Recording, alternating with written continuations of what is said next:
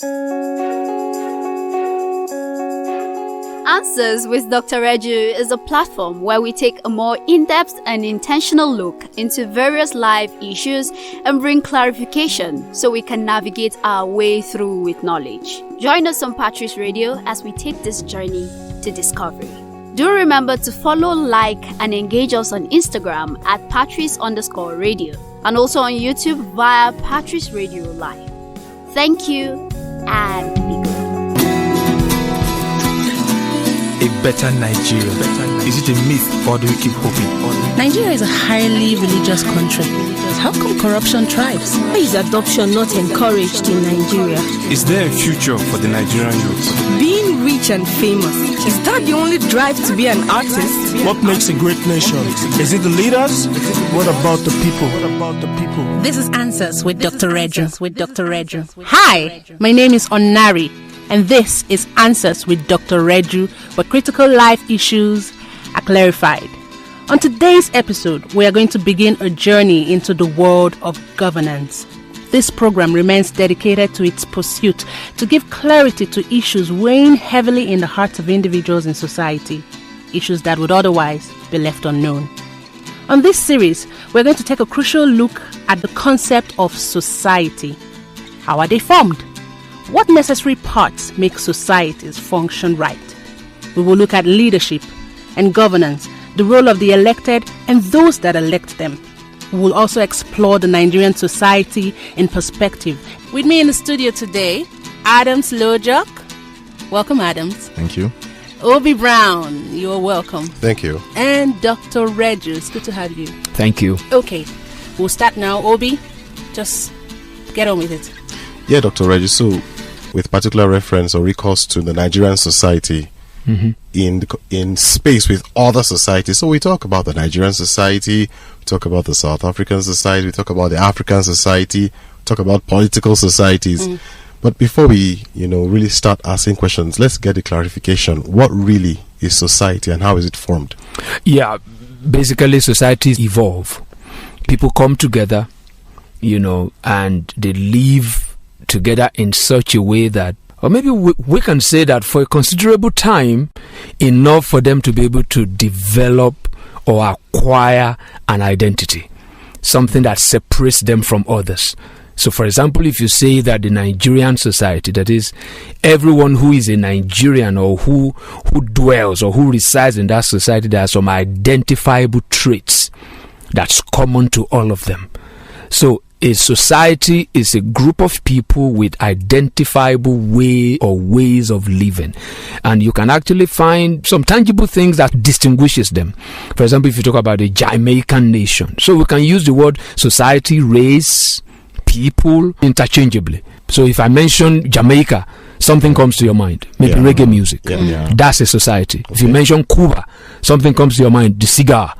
That's what a society is. So you begin to identify whether a group of people is a society or not when you can really say that their name reminds you of something. All right. So next question probably is, does society exist in and for itself, or is there a purpose for society, to exist? I mean, the answer is really in the question. Society cannot exist in and for itself, right? The way society will continue to exist is how these people share something in common for general benefit, for general well-being. So society cannot exist just for themselves because societies also interrelate. So society can exist just for itself. You can't be an island by yourself. Whatever your society have or possess or something that identifies you is always for the benefit of another. Okay. Yeah. While it benefits those who are in the society, it gives them a sense of belonging. Society provides a platform for people to relate, because human beings are by creation relational beings. So society creates that platform where human beings can actually realize themselves. Wow. Yeah. Thank you for using that word, realizing yourself, realizing themselves. Absolutely. So let's now give a benchmark for what a society that is really doing what it's meant to be doing, how would you describe a society that is functioning properly? Yeah, while we have established that societies evolve, in that evolution, society creates for itself something that's like a bedrock, something that's like a foundation where the society rests upon and continue to exist without spinning out of control. So if we look at society that way, we have to take it with the benefit of hindsight, how we've seen societies function. Society that has functioned, has been there over time. We can now take that into study and say, okay, this is what has sustained this society for a long time. And so for every functional society over the ages, we've seen three things that run upon a particular principle of what I call system. A society will continue to exist the moment it becomes systemic. That is, there is a rhythm. Okay. And what drives that, is like a tripod. Every functional society will have three integral basic systems. And they are the political system, an economic system, and a religious system. And I just go through it, briefly. Okay. The political system, basically, the word politics, many times when people hear it, their minds go to elections or politicians. But the word politics actually talks about the people. It's from the word polit. If you have a politburo, polit is actually people. So the political system basically describes the way people live together. So when you talk about political system, the critical question is being asked: how are we as a people going to live together? Because the people in that society must assent, they must agree as to how they want to live together. And then the economic system, which flows from that, is that when people live together, there must be sustenance, something that keeps people going. So economic activities are generated. People work, people provide service for others to receive it. I provide food for others to consume. And that society economically actually started by what we learn in economics about trade by barter. Mm-hmm. I have what you don't have, and you have what I need. So we exchange it. Now, in an economic system, what the society is saying is that the goods and the services generated within this society, we also have to come and agree, create a system by which it is generated. It must be regulated, and then how it's going to be distributed. So the economic system is asking a critical question, which society answers: how are the goods and services generated within the society, how are they going to be distributed? And then the religious system, which is the most important, right? The religious system is actually what regulates the other two. The political system says, how are we going to live together? The economic system says that how are the goods and services generated are going to be distributed. And then the religious system, because the word religion, let me say it up front, has nothing primarily to do with faith.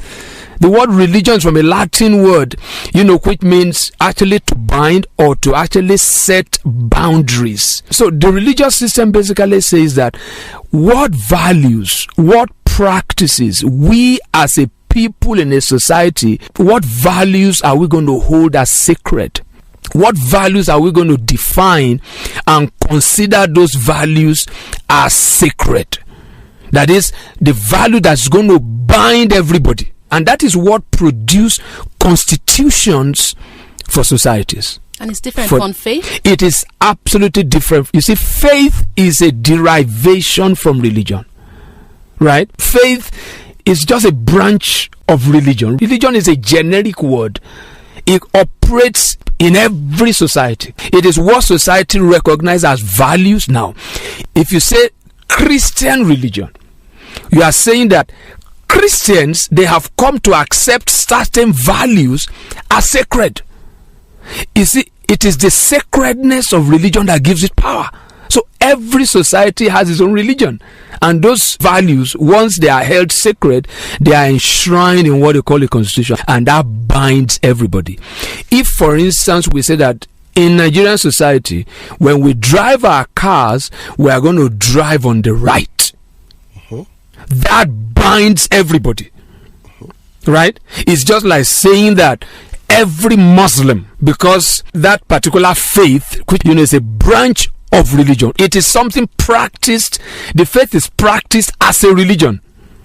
So societies too should have their own religion. So driving on the right is sacred. It's just the same way Christians respect Jesus, or the way Muslims revere, Muhammad. Driving on the right in Nigeria is that sacred. It is that sacred. So people going against that, they're already violating, what makes our society. Okay. And so that's the reason why constitutions.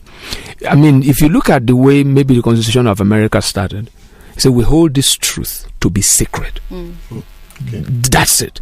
The Constitution of a country is like the Bible, is like the Quran, right? It's the sacred book of that country. In fact, it outranks the Bible. It outranks the Quran. The Quran answers to it. The Bible answers to it. Yes. Please clarify that.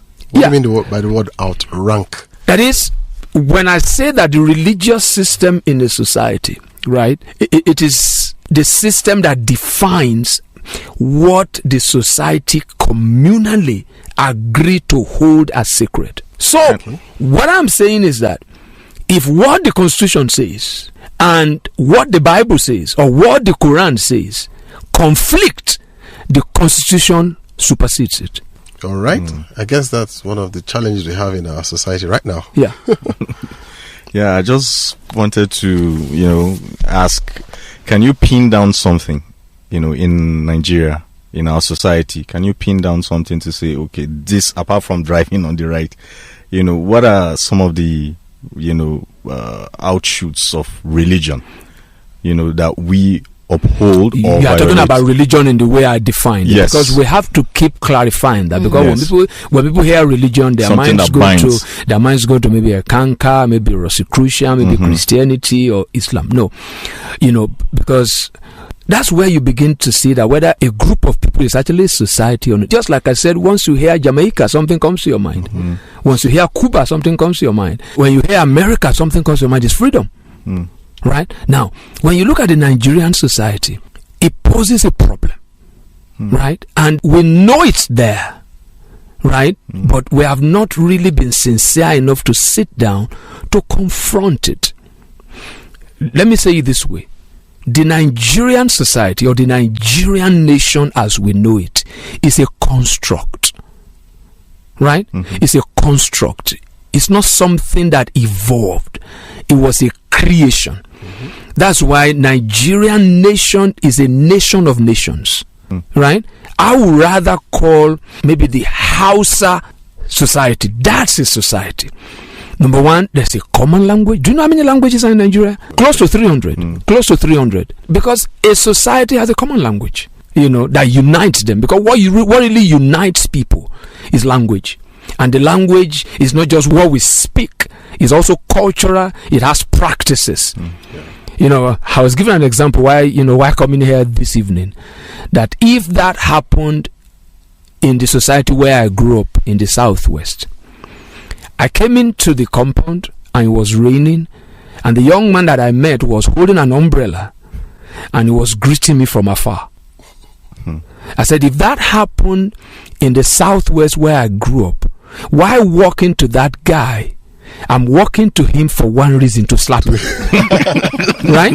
And before I get there, if there are other elders looking, there might be 5-10 people slapping that guy at the same time. Because we hold respect for elders as sacred. Right? If I want to greet my dad, I prostrate. If an Igbo chap my age wants to greet his dad, he doesn't prostrate. So that brings me back to the Nigerian nation, like I said, is a construct. It didn't evolve, it was created. But that doesn't mean that societies can't be created. America was created. But those who championed the creation of that nation, they were wise enough to be able to pin down, identify something that all of them have in common. And they now structured that particular thing for America, which is freedom, as sacred. What distinguishes America is freedom. What makes America great is freedom. What makes America vulnerable is freedom. What will continue to sustain America is freedom. What can kill America in a second is freedom.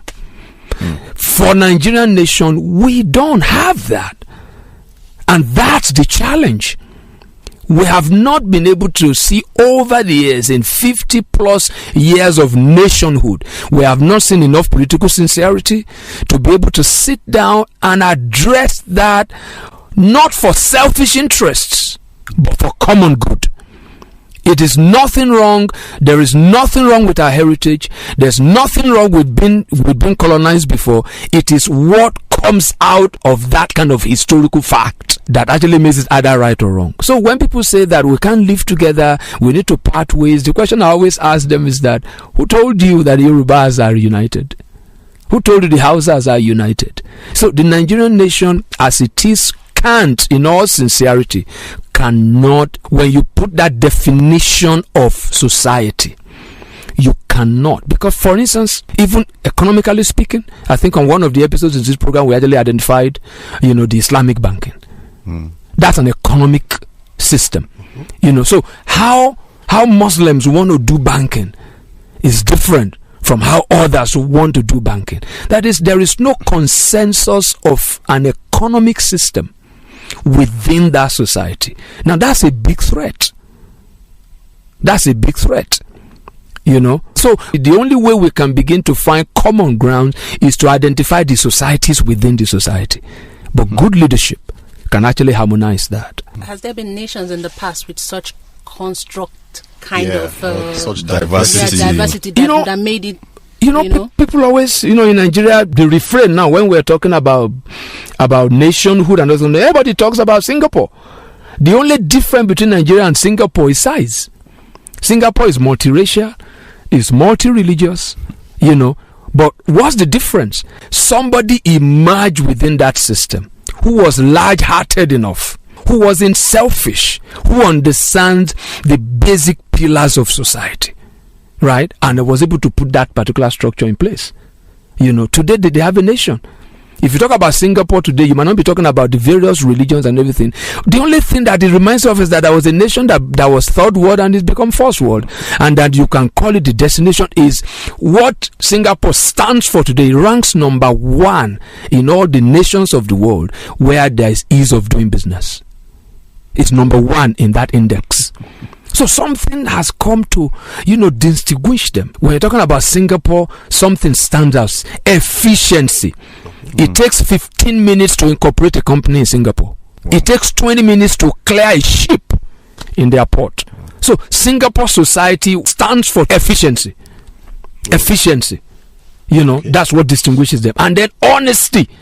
I think it was Pastor Bakare who shared the story years ago that he went to a hotel, While he was parking in front of the hotel, he gave the taxi driver a tip. The guy said, "No, why? I'm serving you. I'm going to pay. You don't need to give me anything extra." The guy who carried his bag into the room, he gave the guy this. He said, "No, I must test these guys whether this is really true." He said he was leaving the room. He scattered dollars in the room and put it at the door. "Please clean the room." So they got back there. They packed the dollars, put weight on it so that it won't fly around, and then they drop a note. "Please be careful next time." Wow. So that's a nation that was created. But that happened because of sound, visionary, leadership. So we can go on to begin to define this society. And really, like you said in your introduction there, that we want to benchmark, that's what people call failed states. When those 3 pillars are out of control. The challenge with Nigeria is that we've not been able to fashion out a political system that works for us. That's a reflection of who we are, Because this same Lee Kuan Yew that I'm talking to you about, there was a time he was tagged a tyrant. Why? He wanted to sanitize his nation. He was able to identify a particular problem the nation had, which is drug. And he told the whole nations of the world, if your citizens bring drug here, I will kill them. There was a forewarning. And he killed them. And they tagged him a tyrant. Right? So for other nations, he was a tyrant. For his own people, he was a hero. There's something that unites us. Good visionary leadership, we see it. That's true. That's it. There is a way we can have some economic consensus. It takes good leadership, and good leadership is the one who is there to seek the good of society. That's why those systems ask critical questions. How do we want to live together? How do we want to generate and distribute goods and services? What values do we hold sacred? So those are the kind of things. And then when we put Nigerian society, against that backdrop, we begin to see whether we're truly a society or maybe we are still evolving. Right? It's possible to have a 50-year-old boy. And it's possible to evolve into extinction too. That's not evolving. That's I mean, call it evolving. Dr. Reju, when you were mentioning the three systems, you said that religion is weightier than the political, the economic. You need to throw more light on that. How is it more important? The three, actually, they have their weights, but I would say the religious system actually gives balance to the other two, because the religious system is what prescribes the values, by which the political system that we have identified will run. Is the engine that runs it, because you have political values. Values are cherished ways of behaving. They are things we hold sacred. So we must be able to have that religious system that are able to define values for the political system, values for the economic system, because it's what set boundaries. So that the way I do my business, I mean, if I have political ambition, if I have a neighbor, if I relate with my landlord, if I relate with my tenant, that's politics too. It is the religious system that set the values, of how my relationship with my co-worker, the way I drive on the street, right? I made that example that we drive on the right. That's sacred. It's what actually structures every other thing and put it in a cohesive form. Even when we bring in faith, it is the religious system that will give me freedom to actually practice my faith. The freedom to practice my faith should be enshrined in the Constitution. And everybody must agree to that. So that if somebody is not of my faith, there's a way I relate with that person. That's why I said, if the Constitution says something, and the Bible or the Quran or any other kind of faith book says any other thing, it is what the Constitution provides for that regulates all those ones. So it's the religious system, that gives us things which are sacred. Things are sacred. There are things that we don't question. You can't have any reason to drive on the left. There will be no reason. You can't say because you are sick. Right? And for that to happen, when you set those values, maybe I'll take it further, for clarity. Yes. Well, let's still hang on there a little. Okay. Because now we're talking religion and we're talking value system. At a point you said it's the religion that makes the Constitution and all that. The Constitution is a product of our value system. It's a product of our value system. And the value system, right, is actually the religious system. Values are things we hold sacred that we don't question. That's why faith is a religion, because God in that faith is sacred. Whatever he says stays. So the Constitution is the God of the nation, is the God of the society. Yeah. The God of Nigeria should be the Constitution of Nigeria. What he says is final. All right. Now, I'm thinking about the Chinese society, for instance, that somewhere in their evolution decided that they wanted to be religious or atheists. They are communists. But it wasn't a value system of everybody. There were the Buddhists there who now had to run away from Tibet. They have to run away because communism, for them, that's their religious system. That's what they hold sacred. No, but what I'm trying to say is that it was the whole process of evolving the communist system was a man's idea. Yeah. Was one man's idea. It wasn't necessarily the value system of everybody there. Was it generally accepted? So in other words, it wasn't generally accepted. You see, that's where society might run into trouble. That's a leadership challenge, right? I mean, you have nations maybe like North Korea, where it's just a bunch of family, just one family that actually determines what happens in the country. That's not leadership. That's a contraption, because even if it's one, even in monarchies, right? In monarchies, when many nations of the world were actually being run by kings or queens and things like that, the principle of kingdoms is that the king must rule in such a way that people can measure his wisdom, his wealth, or her kind of influence using the life of the least in that kingdom. Are you with me? Using the life of the least in the kingdom. That if this is the United Kingdom, for instance, if you meet a Brit somewhere, it should be able to tell you what the queen or the king is like. So the king, there are rules, right, for the benefit. He seeks the general well-being of the people. Where the issue of communism and those kind of things might go off, in such a way that you want to look at that do we ask the people first before we put up a religious system, or do we just think of what is best for the people? Right now, if you put that in the Nigerian context, we don't have values. How do I know? Every government that comes in wants to undo what the other government put in place. It doesn't want to either see whether it's good or bad. Is to score one cheap retrogressive political point. So you need to put structures in place that actually now, number two, institutionalize those values. And then people, individuals, we have to run the institutions that the structures put in place. This is getting very academic now, right? There are values, you structure it. The structure builds institution. Let me give an example. You want to say that one of our values is that we drive on the right? Now, that has to be enforced. So you have the police. The police force is an institution, right? The structure dictates that we drive on the right. Then you have the whole structure, the way the streets are mapped and all those kind of things, says this is the way we want to do it. And then you have an institution that ensures that is done. That's the police force, right? And then there are policemen.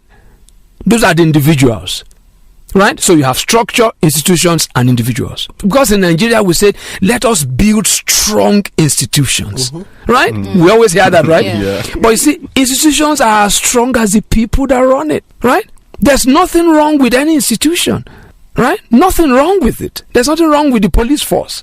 What is wrong with the police force is what? The policemen. And you see, now the policemen, they are products of the society. That's why I said, how do you know a society that is functioning right? The society that is functioning right will throw up the right individuals to run the institutions and make the structure effective. How do we ensure that the right individuals are thrown up? You have good educational system, right? Good educational system. That's why I say if any politician can come and say they want to fight corruption, if that guy is not talking in that same breath about a reform, say in the police force, is still trying to score a cheap political point. Okay, thank you, Adams, for being here. Please come back next week. Thank you, Obi Brown and Dr. Reju. Thank you so much. Have you. Thank you. Give us a call or chat us on WhatsApp on 081-4456-9000. Join us again on Answers with Dr. Reju, where critical life issues are clarified.